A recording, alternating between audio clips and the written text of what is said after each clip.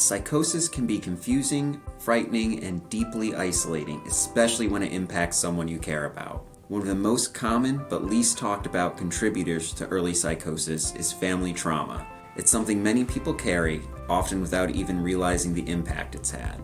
Family trauma isn't always loud. Sometimes it's what wasn't said, what wasn't safe, or what was too much to handle at a young age. And it can leave a deep emotional impact that shows up in powerful ways. In this episode of our series on the triggers of psychosis, we'll explore the connection between family trauma and early psychosis. My name is Ben Northrup. I am a licensed professional counselor with a master's degree in clinical mental health counseling. I specialize in psychosis. I've been with Community Services Group for 8 years. I worked in a group home, a mental health group home, for 4 years with individuals experiencing psychosis, and I have been an outpatient counselor or therapist for an additional 4 years.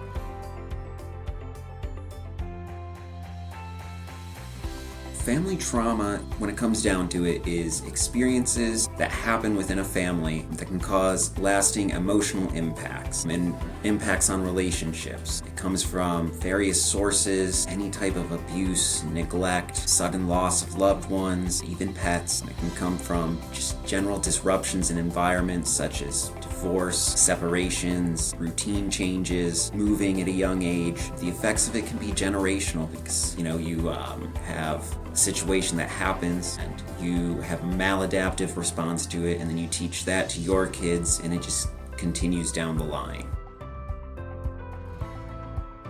Experiences during childhood or adolescence can impact your mental health over time because you can develop what are called trauma responses. A trauma happens and there's no right or wrong way necessarily to handle it, but no one guides you on what the most effective way is. So you learn an ineffective way to cope with it, or an ineffective response to something happening. And then this transfers to other parts of your life because it got you through it, you survived it. So if my parents go through a divorce, I may respond to situations by just isolating in my room. And then I kind of put that into every stressor. And before I know it, I'm very isolated from others, I'm isolated from society. And this can happen with any type of response to a trauma. There's no specific kind of trauma that's more commonly linked to early psychosis or any type of psychosis development. What we do see is the more trauma you have, the wider range of psychosis symptoms you're likely to have. If you have, a few traumas that play into it, you may see the typical, maybe you experience some hallucinations or delusions, whereas if you've experienced a lot of trauma, you kind of get into dissociative symptoms of it. You can get into more rare kinds of hallucinations. A lot of times we just see auditory or visual. Sometimes it gets into taste. It can get into somatic hallucinations of feeling things on your skin. So it's really just more trauma can lead to more symptoms later on. As far as symptoms go, there's not necessarily symptoms related to specific kinds of trauma. When you go beyond trauma responses, that isolation I kind of mentioned, if you learn to isolate from your family, you might isolate from friends, isolate from work. But as far as how the trauma manifests in symptoms, it's very complex. Our brains are incredibly complex organs. There's a combination of neurobiological and physiological effects. The way our brains store long-term memories, especially traumatic memories, all this affects our stress response symptoms. And that can lead to misrepresentations or misinterpretations of sensory input. And this is what leads to hallucinations or delusions. Anxiety and depression are also both very real struggles that we see society not taking quite as seriously as we'd like, and they share a lot of similarities with psychosis. The real main difference is psychosis involves a break from reality, something just changing that makes reality seem unreal to the person experiencing it. And early signs and symptoms of psychosis often look a lot like anxiety and depression.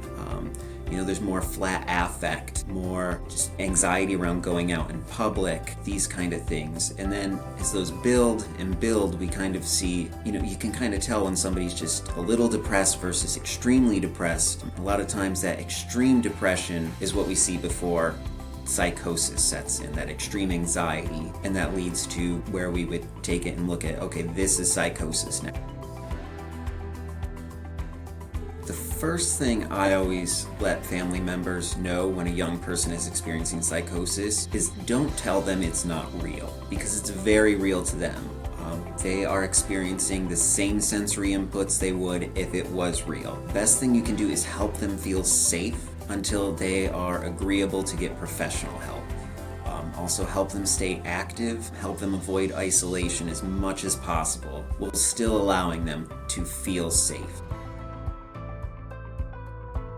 A supportive environment for someone healing from trauma and psychosis looks a lot like empathy and validation, if I had to put it in 2 words. So avoid confrontational language. Again, don't tell them their beliefs are flawed or what they're seeing or feeling isn't real. Provide a safe space. A lot of times for individuals experiencing psychosis, this is somewhere quiet, but not too quiet. So maybe a quiet room and they have headphones, they can play music they like. Provide physical comfort, things like blankets, a place they can relax, good lighting, open windows, comfortable temperature, and then basic needs, healthy food, healthy things to drink. And oftentimes it's also helpful just to have a distractor, because sometimes no matter how many skills you have, these symptoms are overwhelming and you just need something to take your mind off it, like TV, movies, that kind of thing. I think it's important to address the root cause, because when we address the root cause, it allows the brain to kind of rework that stress response symptom. Many of the symptoms come from trauma responses, so if we can address the trauma and also implement a more effective response, symptoms will hopefully be greatly reduced, maybe even eliminated. So I think it's important to do both, treat the symptoms as well as the root cause, the trauma. If you or someone you care about has a history of family trauma that may be manifesting through signs of psychosis, know this: you are not alone. Healing takes time, but it is absolutely possible, and help is out there. Early intervention makes a difference, and the sooner someone gets connected to care, the better the outcome. To learn more about recognizing early signs, finding support, or getting connected with our EPIC program, visit csgonline.org/epic. And if this video was helpful, please consider sharing it. You never know who might need to hear it.